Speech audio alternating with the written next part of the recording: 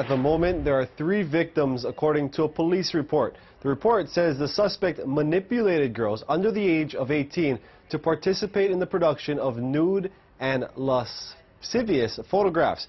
We've chosen not to name the suspect because police have not charged him with a crime. What he did to me and what he's doing to now these other underage girls is wrong. The woman who's talking is an alleged victim of the photographer who police arrested today. She didn't want us to reveal her identity, and we've altered her voice because she fears the man might seek revenge. At the same time, she felt a need to come forward. I did not give him permission to put out my nudes. The woman says she started modeling in high school. During that time, she says the photographer approached her, saying he could help her career.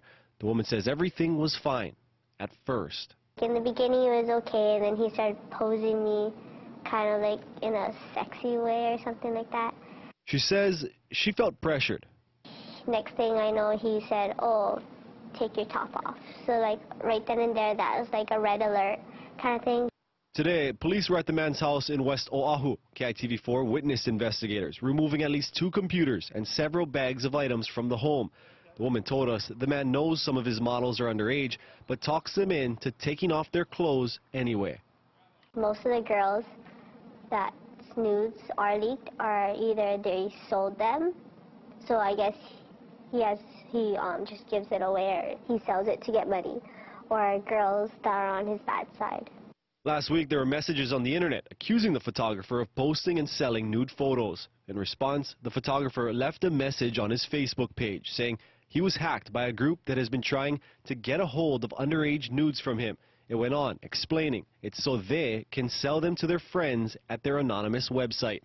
It's a webpage Lauren Lala's familiar with. Early last year, KITV4 exposed the message board where hundreds of local women's photos were uploaded. While a revenge porn law was passed shortly after, its effectiveness is still to be seen.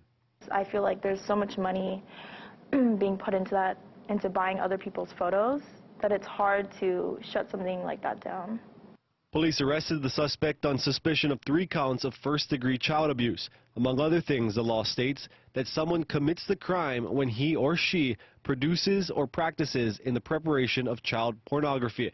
Attorney Victor Baque says all it takes is one image to start an investigation, but he also says the law is vague.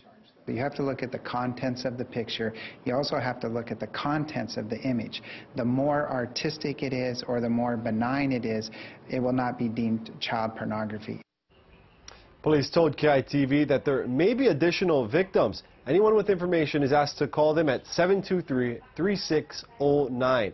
First-degree child abuse is a Class A felony that can carry a penalty of up to 20 years behind bars.